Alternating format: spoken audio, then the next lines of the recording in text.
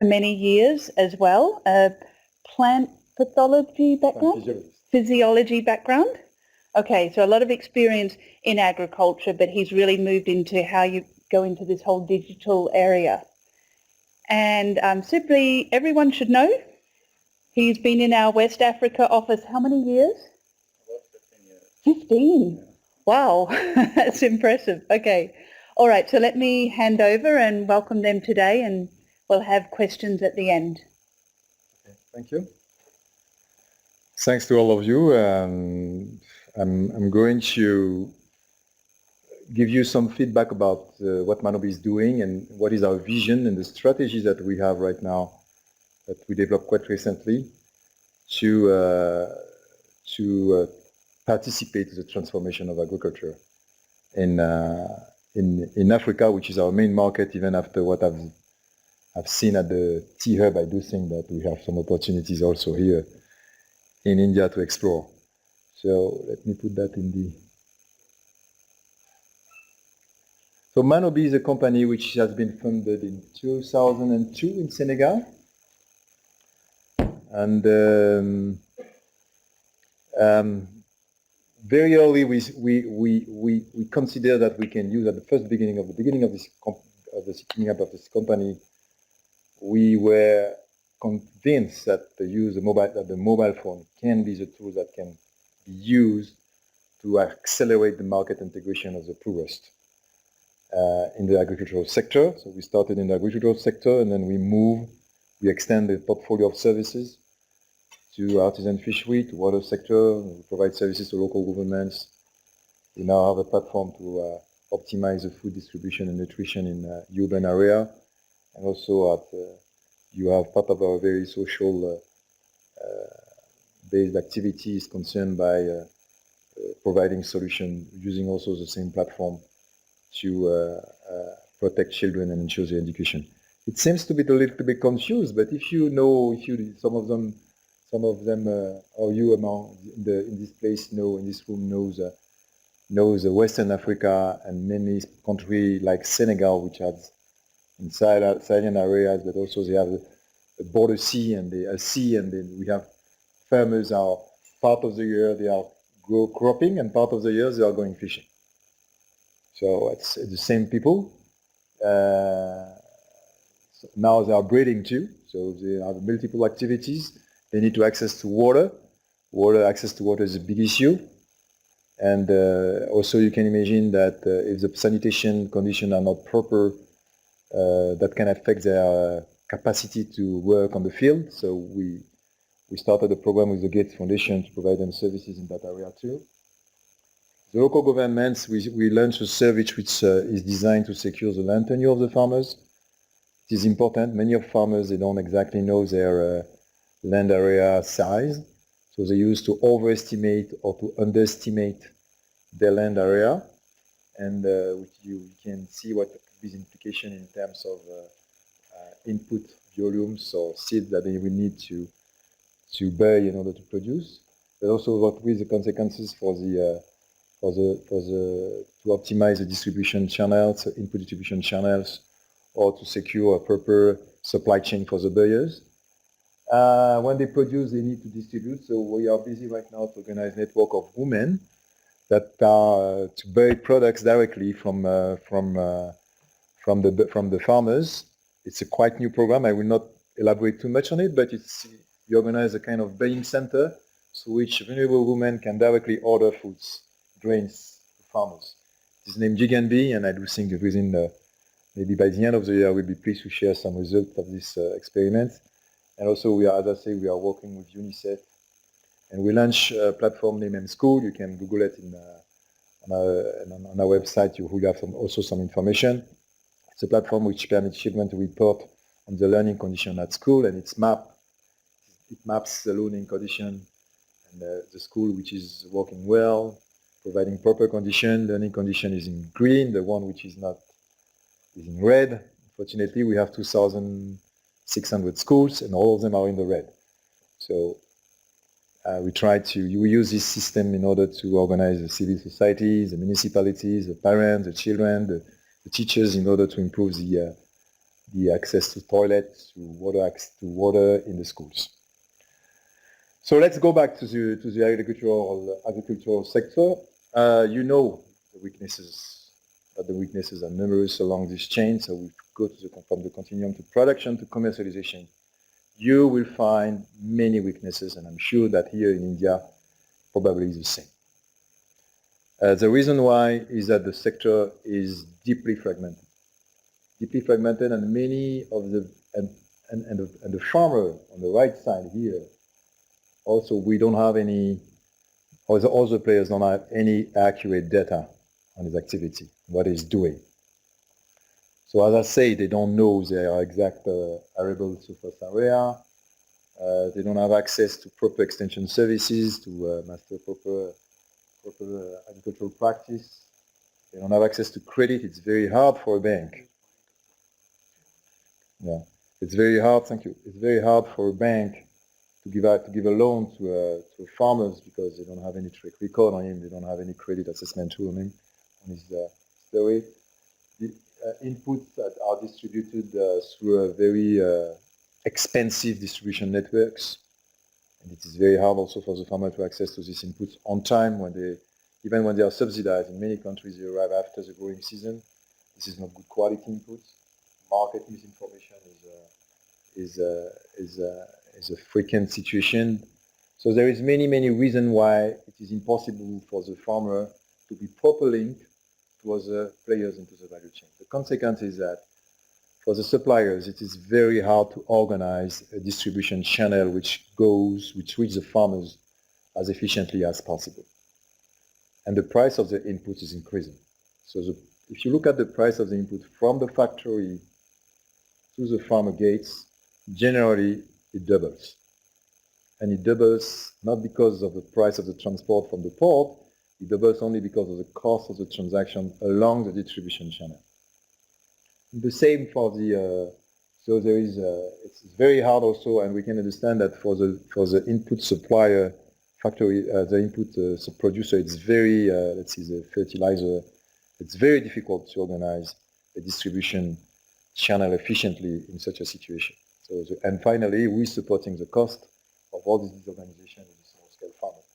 It is the same for the buyers. It's as I said previously, it's very difficult to organize a supply chain. Working on, let's say, if you want to be regularly supply, you have a factory, you have to run it, and you need to receive on a regular basis good quality product. It's very hard to organize a supply chain from the product, from the farmer side, and that conducts to a very high cost of production that the supplier generally tends to address by reducing his price to the farmer.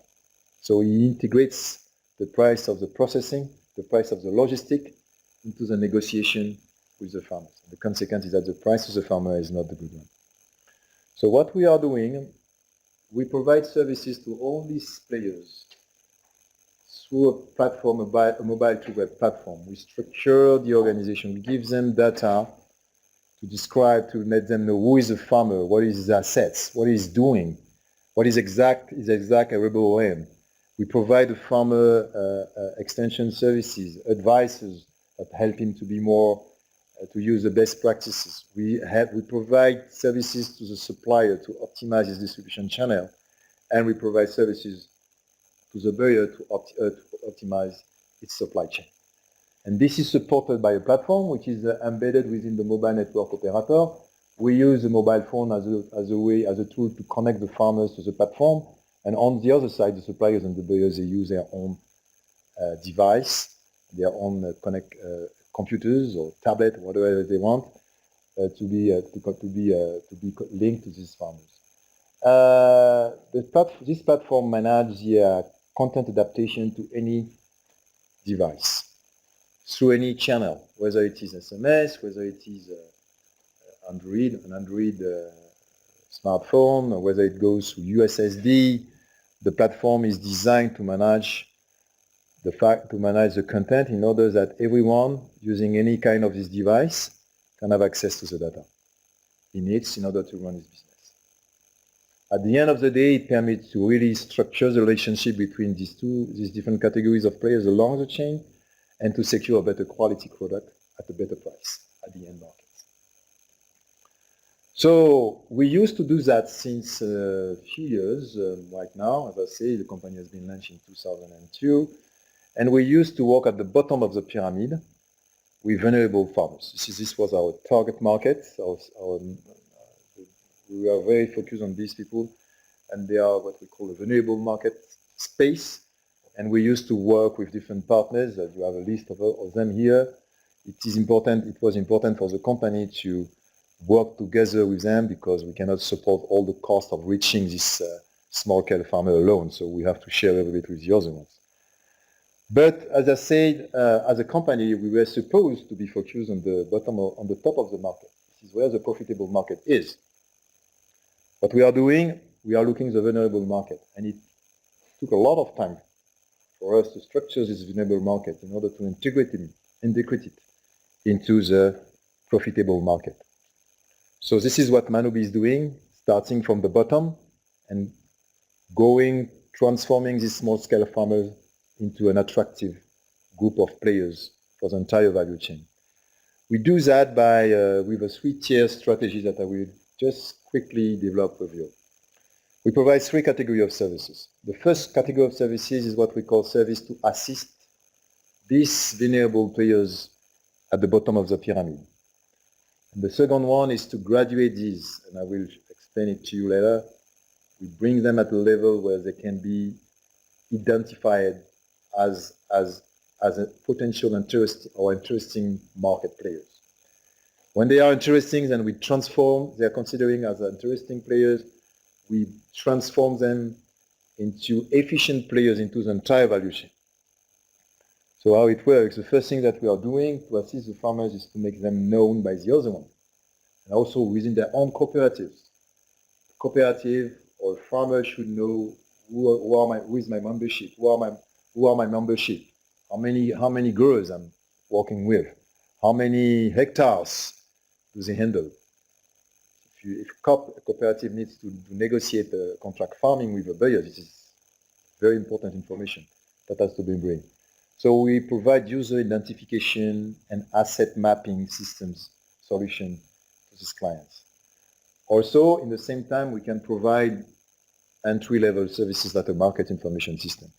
Our market information system is accessible for free to the farmer because we think this is really access to basic information is important. So we give the market information system for free so that we start to have a certain information about our clients, and also we give them the opportunity to be more efficient in their basic transactions so that they can increase a little bit their income and they can start to be happy to pay for added value services which are provided at the second tier, where we provide what we call business development services. These services are designated to support the farmer in his core business. Whether it is extension services, whether it is access to inputs, whether it is insurance, whatever it needs linked to his core business to be sure that he will have the best information, the best services to produce efficiently based on the project he has or based on the objective he defined for the season, for the growing season. Then after that, we have 1, 2, 3, 4 years of track records on this farmer. And he started at this stage to be attractive for banks, for insurance companies, for large input distributors or suppliers, for buyers. And this is where we go into the transformation process, where we secure long-term relationships between these farmers and large buyers that we call third-party players into the value chain. How it is organized, and I'm just sharing with you the solution that we just set up this year. It's the new release of our mAgri platform based on these stories that I showed you previously. This platform relies on 4 pillars. The first one we want to secure access to credit to farmers. In order to do that, we will set up a mechanism which will permit banks, commercial banks, to reduce their risk evaluation when the farmer asks for a loan. So we will reduce this risk. This is the role of the guarantee fund that we are working with a group of partners. I will describe it later. So we are setting up this guarantee fund, and this guarantee fund will be for banks who are ready to provide credit to farmers packaged with insurance services. The goal is to reduce the different category of risk that the bank can measure when it's discussed, when it enters into a negotiation for a loan with a farmer. It could be the basic risk. Does the farmer has a proper story or the proper track record? Does the farmer is really a farmer? Does the farmer owns the land? If he asks me for a certain amount of money, does it linked to the real arable land that he wants to crop, etc. So all this kind of credit assessment tool will be provided by Manobi to the bank, and we also engage with largest players into the insurance sector to pack this insurance into the credit. If the farmer has access to credit, it is important to optimize the input distribution network. And we set up partnership with large players in order to optimize the distribution network. So with one of our partners, which is named OCP, we are going to set up 16 hubs around Africa, from where the inputs will come as close as possible to the farmers, and we will secure through a buying center the last mile distribution channel, input distribution channel to the farmers. And this is already engaged. Seven hubs have been already set up, and by the end of the year we will have our 16 hubs be set up in this country. So now the farmers have the credit, access to input. Next things, it is important that we use a proper agricultural practice. And this is a role of it is necessary if you look at how the public extension agencies today are working in the country. At the country level, most of them are disorganized or not robust enough to cover all the needs of all the farmers in the country. So we are busy to push, to set up and to push the development of a last mile extension network of agents that will be franchised, that are using the apps in order to manage the relationship with the farmers. They are in charge to prospect the farmers, they are in charge to provide advice to the farmers, they are in charge to lubricate their interactions with suppliers and buyers. And also they are playing a key role to control what the system is doing for the banks, which finance the production, and also for the insurance company. Then after that, we expect to double the inputs with the yield. Then the last pillar is a platform which secures the transactions directly between the farmers and the buyers. It is based on the system of a contract farming system that secures this relationship, that secures the price of the farmers, and that include digital finance solutions that secure also the payment on the right price and on time to every individual farmer into the system. We have plenty of examples today that even you organize a rest, the farmer produces well, the buyer pays well, but the farmer doesn't receive the money because some intermediaries are there, even in the cooperative. We have the case in Ivory Coast, where we set up this for 4,000 cocoa growers. There is a body named Conseil du Café et du Cacao. His goal is to fix the price, the official price for the cocoa. It is almost $2, let's say, per kg. And we just made a survey which shows that 90% of the farmers of the growers receive less than $2. it's a huge loss of money while they produce properly. This is why it is important to IT solution can be used to secure this farmer proper payment after they produce through the system. So this platform is already in place. We just start to launch it on 14,000 growers, 10,000 in Senegal, 4,000 in Ivory Coast. By the end of the year, we will be in 2 other countries, Nigeria and Ghana. And as I said, we plan to extend it on 16 countries, and from the existing country to cover other countries on the continent. Sorry. So now we have the plan to reach 3 million farmers. Now we change our plan. So we are planning to reach 50 million farmers within the next 5 years with this system. We have already engaged, as you can see, many large partners. I mentioned OCP, and you can go and check. This is the leader in the phosphorus product in the world. Swiss Re is the main reinsurance company. We have all the mobile operators. You already know Digital Globe, you know Pioneer. Bureau Veritas, who is in charge to secure to control the quality of the product and to secure the logistics. So we have the GSM Association, the European Spatial Agency, many banks. I didn't put everyone on that, and now we have signed with Vicrisat. So we have a new partner, and we are very confident that we will reach this goal. The opportunity we have with you is linked to, and this is not something new because we are working together. We have a partnership since 2 years right now, 3 years, into a program named STARS, which has been extended to another one named Cascade that you know. And in this program, we already focus on using the combination of Earth observation data plus mobile phone data to develop new opportunities in terms of advice that we can provide to the farmers. So we are capable to generate services, but the most important is not having a service, is be able to translate this service into a use that can change the situation of the farmer.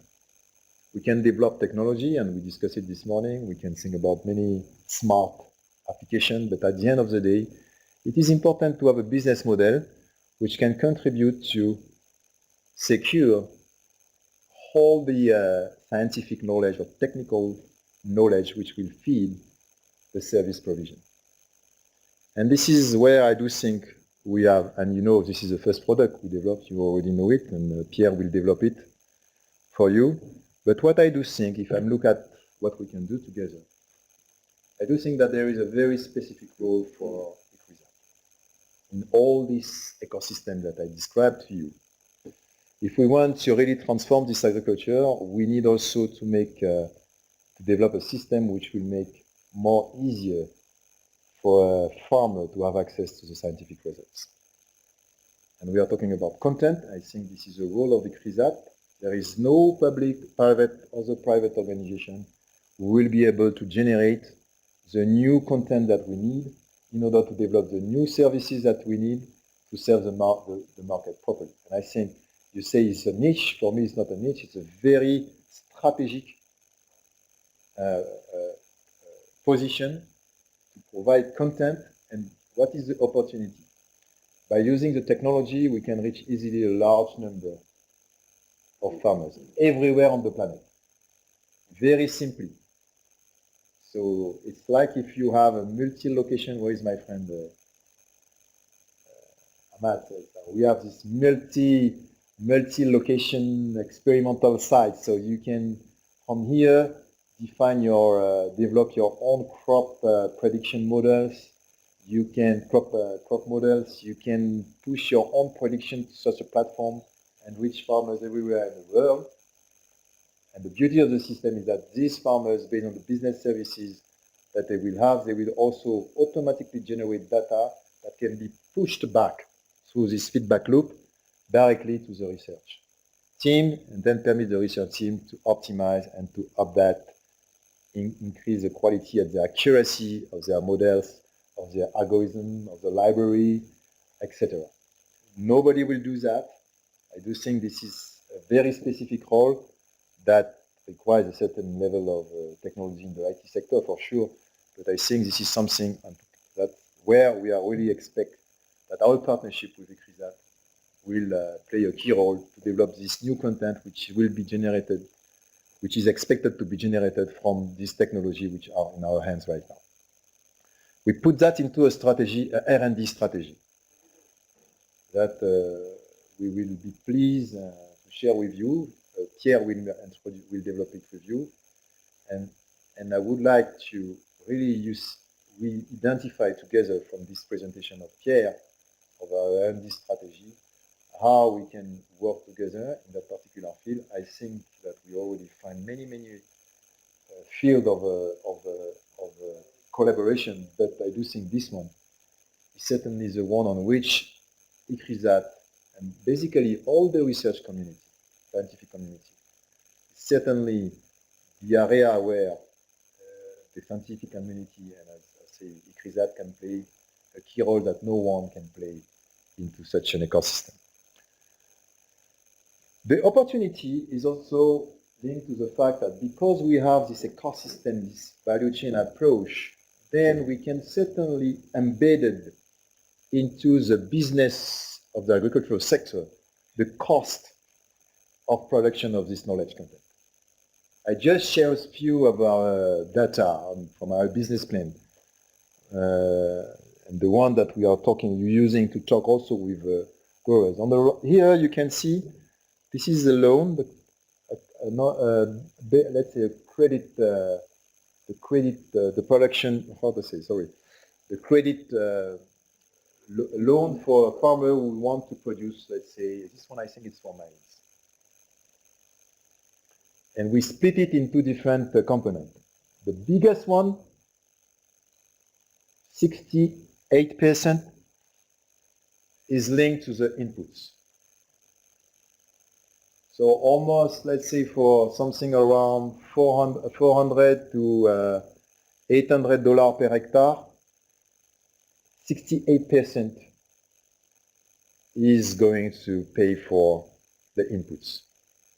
So if we can optimize, let's say, by 20%, 30%, 40% the distribution channel, so that at the end the farmer can have, let's say, 30% of price diminution compared to the public price, we already achieve a lot, and we can significantly reduce the production cost to him. But I just give you the large figures. We say 50 million hectares. We are talking about 26 billion euro of loans on 50 million hectares. It's a lot. It's almost 30 billions of dollars. And within these 30 billions of dollars, it's very easy to say, okay, we have, let's say, $1 per hectare, or 50 cents per hectare, to cover the production of scientific content that will feed the service that we provide to this farmer. This is certainly, I don't know how much is the budget of ICRISAT, but it is probably half of the budget of ICRISAT, even more. So the private sector is already organized to provide this, and we know that we can put into this, into the credit, into the transaction that will be generated by the system, we can easily put the cost of production of the scientific knowledge that we need in order to support efficiently the farmers into the system. We already made it with the insurance companies, and 2 weeks ago we were with Pierre at Swiss Re, which is a reinsurance company, and we have already validated with them a system, a platform, in our platform, where the platform is already providing, I say, is used by the insurance company to manage their policies and their claims. So we redefine with Swiss Re the business model of the insurance company, and Swiss Re say, okay, we can charge, let's say, $1.2 per hectare into the premium, because it helps the insurance company to reduce their operation cost. And this reduction can be split and shared between the company and the system. So within this $1.2 per hectare, we know that we can probably keep 50% for the imagery acquisition, let's say, and the rest for the treatment and for the knowledge content that will be generated from that.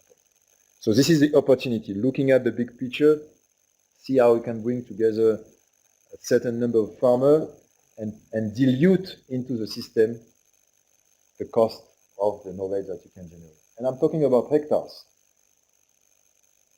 You can do the same model by kg or ton produced per hectare.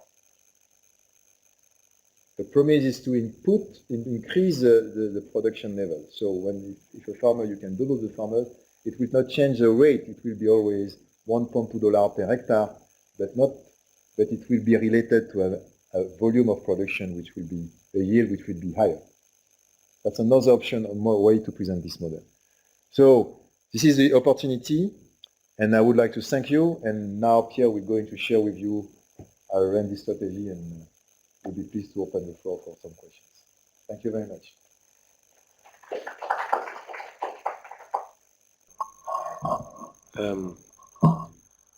Thank you very much, both of you, for the very interesting. I think it's similar to a number of ideas which were being worked out at the hackathon. And of course, I mean, like it's no more an idea, but actually a plan for you. And it's of course, I mean, it's nice. I mean, I like the word, like Uberization of agriculture. And that's his idea. Well, that's I mean, there are a lot of hurdles actually when we were presenting also to the venture capitalists, and the main thing is about there is a data problem. I mean, the technology is something different. There's a number of technologies which are to be there to be utilized to solve this problem. But now, how do we? I mean, you mentioned about subscription-based, self-subscription. I mean, how did you actually get the farmers? I mean, like you said, 15,000 farms have already subscribed. They are your clients already? In the last, or is it, you said you are monitoring 15,000 farms. Yeah. So these are your clients, basically, who joined this as a subscription on a, Do you want to answer subscription base? Or Globally, we have a basis of clients, basis of clients that we are already providing this, let's say, narrow kind of service. So we mentioned market information. So, and when we launched this, it was very easy we introduce it to these different cooperatives. So these 15,000 growers will present at least 13 agreements with different crops. So it's not something important. We already have in our basis almost 250 crops in different 10 countries. So it wasn't. I mean, the prospection was already done, so it was very simple for us to start. But every year, these farmers and all these farmers are looking for inputs. Every year they try to have a credit. So by working with the bank and the input supplier, we already have this demand in front of us. It's only our capacity this year, because we just launched the company in the hubs in the 7 countries I mentioned. So we selected 2 countries to start, but we were already, we have the same result in Nigeria or in Ghana if we start, because the demand is there, and OCP is the most important input supplier in the continent. So it wasn't so complicated for us to have these clients. They are already in our basis of users. And what would be of course, I mean, like, if I understood right, it's basically through the banks, the credit suppliers, and That's the next steps. Absolutely. Okay. So the farmer used to ask banks credit every cropping season. So the platform is structured in a way that the bank will channel its clients through the bank. Okay. And the bank asks us to benchmark this client, to benchmark this project before deciding to give them the loan.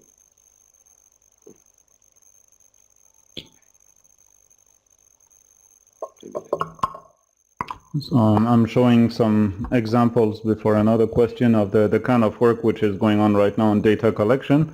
These are some of the 15,000 plots that we're monitoring in Senegal and Ivory Coast. This one is in the cocoa value chain. So for each parcel, which is monitored, the field agents collect metrics, pictures, the dimension of the plot, and a certain number of other information. I'm not sure I can show it. Yeah, they can show everything with related to the agronomic practice. What kind of fungicide are they using? What kind of pesticide? What kind of input? How much do they apply? What kind of agronomic practice do they have? Are they interested in advisory services? How much would they be willing to pay for each of those agronomic advisories? In this case, less than 1/5 of the value of the production.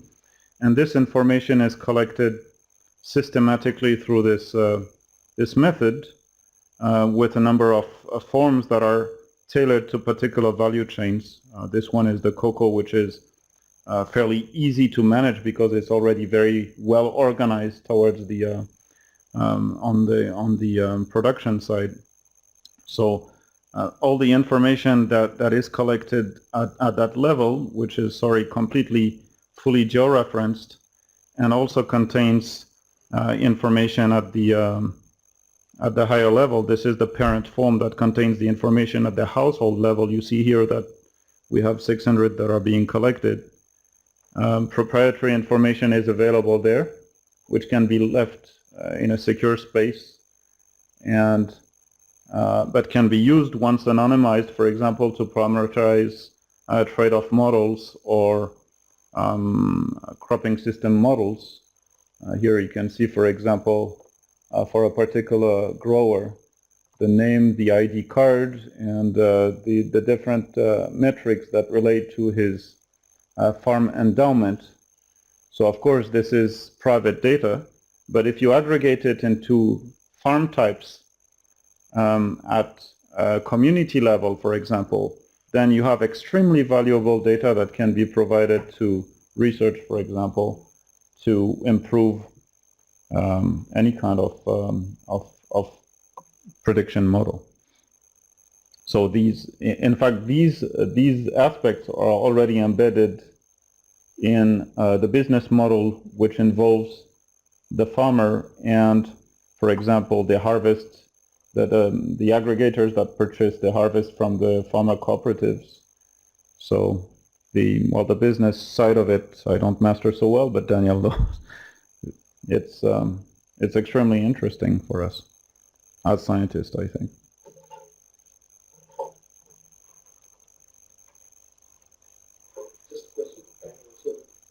There was this pyramid at the start where you said, first is the service to assist, as part of which you do an inventory mapping and user identification, right? And then the next stage is, if they graduate, you start giving them business development services, right? So how does the farmer, so you help, just by doing an inventory mapping and understanding the asset profile of the farmer, right? Does he qualify to then actually become a graduate and thereby access your business development services? Is that the way it progresses? Sorry, Daniel. I have a question related to that, so maybe we can answer both together. So, what is the conversion level from a farmer who's in the assist level to the graduate and to the transfer? The transformation level, and how do you do it? Yeah. Okay. The frontier between both of them is not so clear. Distinct. So Clear cut. Clear cut. So that's clear also. But it is important to know that you have very, very poor farmers, isolated ones. They are not linked to any group, to any organizations. And for instance, presently, the same system, we are working with the World Food Program. They have a program named 4R. I don't know if you heard about this program. 4R. It's a program where they give them inputs against a certain activity in the village. Let's say to fix labor for input. Yeah, labor for input. It's a program based on labor for inputs. So they give them few things, whether it's inputs, whether it's instruments. They are very poor, right? and they just realize that when they give them the input, they don't have the basic information they need to run properly their crop. For instance, sowing date. So we work with the World Food Program at the bottom of the pyramid with this kind of clients, program or any other player which is involved in this area. We work with it in order to provide services to farmers who will be able at one moment to say, okay, I decided to pay myself for this service. Okay? So he can decide it alone, or he can come through his grower organizations. Okay? So this is a different category I mentioned. Can you come back to your the business model, the business model that you put into your presentation? Which one? The one with the pyramid. Mm-hmm. This one, yes. Okay. At that level, we cannot work alone. This is not possible for us to address directly. We don't know where they are necessarily. We can see an area, but we don't have. As a private company, it's very difficult for us to go alone and target these very vulnerable farmers. This is where these partnerships with organizations like you or even World Food Program is very useful to bring these people into the system. Okay? So at least what we will do, if I have the code, you will see the same thing in terms of growing organization that the one Sibiri showed you for the cocoa growers. Even for these small-scale farmers, we will register them the same way. And we will use the platform to give a baseline of information which will feed a baseline, both to us but also to the World Food Program, so that they can really measure what is the impact of their program at the end of the growing season. If we have sufficient information and we can help these farmers to be part of to set up his own grower organization or to be part of a program for the next year, then it goes to the other level, which is called the graduate one, where he's already prepared to pay for a service through a loan or through a direct payment. But basically, the loan is the most efficient way to put into the loan. So this is a stratification that helps us really to know exactly which kind of service we provide to who. We don't dream about the fact that everyone can't have access to a loan today. That's true. But many people who can access to the loan doesn't have the proper information, doesn't bring the proper data, doesn't have the proper story that makes the bank comfortable to do that. So that's the difference. One more question. Yes. So, in your presentation, you kind of spoke about the work that you're doing related to, which is, access to credit, insurance, and input services. What about the other value chain, like in terms of market access or even transport logistics? Yeah, what kind of work is going on in Manobi? The logistic is part of the two pillars that I mentioned. The one on the distribution of the inputs, the distribution network of inputs, and on the transaction with the buyers, right? So within the farmer or the crop balance sheet, the logistics is included. Okay, so when we go present a credit sheet for the cost to the banks, you have all these costs already charged. And one of our responsibility also is to provide a solution that will help optimize this logistics. So it is included. We have a market information system from the beginning of Manobi. We set up the first service we set up is a market information system. And as I say, it is provided for free into the system. At the beginning, generally what we want to push is what we call the contract farming systems. So prices are negotiated earlier in the growing season. For instance, we know that the cocoa will be sold by 1,000 francs CFA per kg by the grower. So we have some countries we have some regulation regarding the price, so it's easy. In some countries we don't have, but we always try to secure the best price to the market regarding what the market is offering.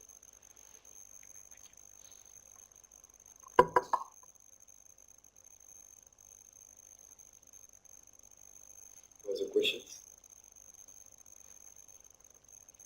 Yes? Last one. Not last, but... No, Yeah, I mean, I understand. I mean, of course, I mean, the huge transaction costs involved in dealing with the large set of smallholder farmers. I mean, it's not possible for a business to involve.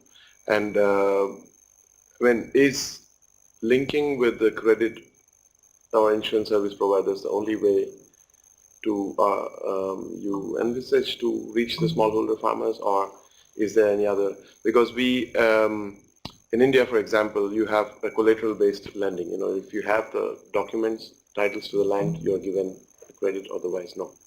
So and the banks, you know, like that way somehow, you know, like and the cooperatives also similar. You know, like we have. Yeah, I mean, not so, very few successful. So in this situation, we are also trying to deal with, you know, how do we reach out to the smallholder farmers and get them to subscribe. I mean, we know that self-subscription is the only way.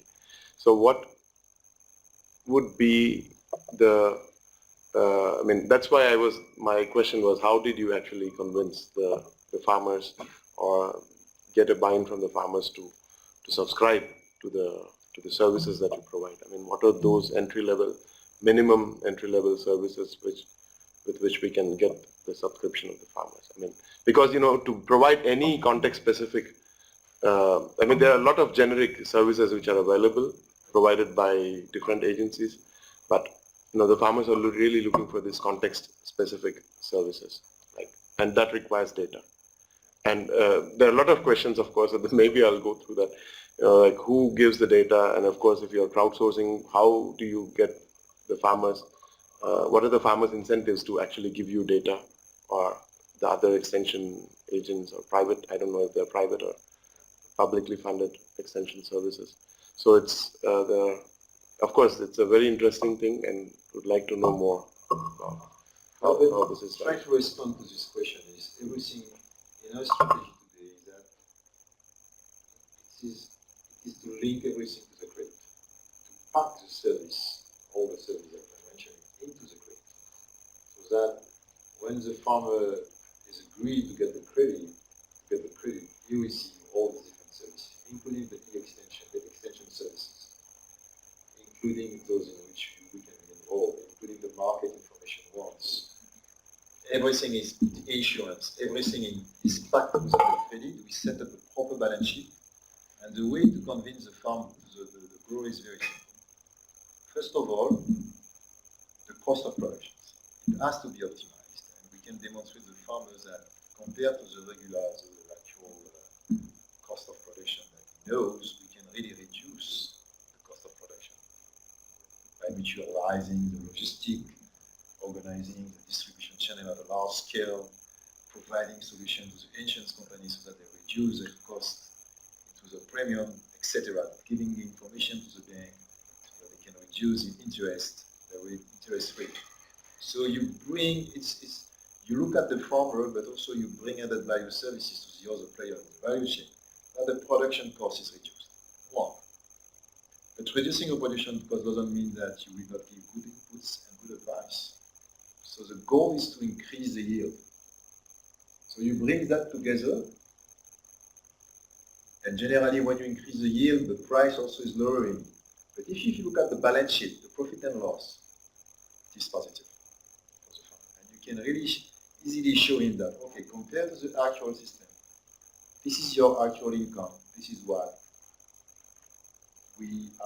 you will reach if you follow up the proper practices, etc. This is where the insurance company comes. The insurance product is very important. Today, an insurance product generally covers the cost of production, the production cost. What we are developing today and what CBA shows you is a system which is covering the yield losses also. So you can go into a project where you take a commitment with the farmer to reach a certain attainable yield or insurable yield, and if he's below this yield, after applying, and you can check that he's applying all these best practices, then the insurance comes and can cover the losses, So it's an ecosystem.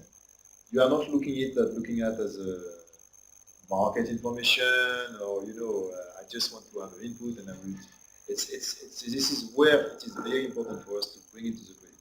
And the core material, what is it? It's what I mentioned to you. It is a guarantee fund that we are setting up. Okay, this one is very important. We start this year with 14,000 growers who need this guarantee fund. We bring as a guarantee the inputs. We say to the bank that we are ready to be paid for the inputs 4 months after sowing, which means after the commercialization of the products. You know? So, but if we want to extend it, we cannot proceed like this, and this is where the guarantee fund is going. What will be the story? As far as we will have farmers doing properly, with an acceptable ratio of performance for the banks, then the appreciation of the risk by the banks will be lower. That means that for some level of amount of guarantee, from guarantee, you can cover a larger number of farmers. This is the goal. Today, a bank asks almost 120% of guarantee as a collateral to find a farmer. Just we bring it to 30%, which is something. If he has a good contract, if he's properly insured, if he has a good support, that's something which can be possible. So this is this traction that we are busy to create today. It requires a lot of data, not only data from the ground, and also this data has to be cleared up and explaining to you. We have a team in charge to clear every single data which is going into this platform. But also in terms of content, knowledge. Because as far as we have this data, it is important to be capable to analyze this data, to generate new services, to optimize this data. The cost of management of one farmer today should not be the same in 10 years. The cost of management of one farmer could not be the same if you are managing 40,000 farmers. It's not the same as managing 50 million of farmers. So we will need to constantly innovate, bring new services, be up to date in order to address this market. And every year we have to find where we can save costs, whether it is on the logistic, whether it is on the bank rates, whether it is on the packaging, whether it is on the insurance. It's a business. Basically, it is a business, and every business is going the same. So finally, what we are doing is let's say, the bon sens, common sense. Common sense. You are using technology. Yes, it is smart, but basically, it is common sense. Daniel, there's a question from Dr. Anthony Whitbread. He is the Director for Innovations in Dryland Systems. He says, thanks for your seminar and vision you have presented. In terms of content delivery, the target, which is the farmer/input supplier, will determine the content required. Can resource-poor, often illiterate farmers in risky environments, disconnected from markets, make use of such services? The killing question. I like it because, in fact, and I already responded to answering about this question. Did you imagine that 10 years before, that a farmer be able to buy a car, scratch it, take his mobile phone, type a --123 and reload airtime in his phone and check if it works? The farmer is already educated to use a mobile phone. There is no doubt about this, and right now, I mean, at least in Africa, and I'm sure it's the same in India, farmers know how to use a mobile phone. So it is our goal right now to build on that content which can be used by these farmers. And this is what we are doing for years. And we never found that a farmer who wasn't able to use our service after 2 hours of training. So it's, I can show you some of our labs. They are iconized. They are presented in a way, they are even in Wolof, so which is a local language in Senegal, or in the native language in Senegal. So we are doing our best, and this is where the technology is important. I know that you are working on the IVR, also advice solution that you are providing. So I think the question of low literate is beyond us today. Most of the farmers are capable to use that. It's only to be sure that the content, and also it's not the content really. The content, yes, but the added value that we bring him, how much attractivity is for him so that he can make the effort to use a service. This is the question. If we can help him to double his income, will it decide to not using it because he will call his son, he will call his brother and say, please, help me use this one because I want to double my income. This is the question. So thank you, Anthony. I like this question, but I think that look at the success of M-Pesa, look at the success of other service providers in Africa. All of them are showing that in Africa, and I think it's the same in India, people are are using very easily this kind of technology. And this is the role of the service provider also to make it simple for the user.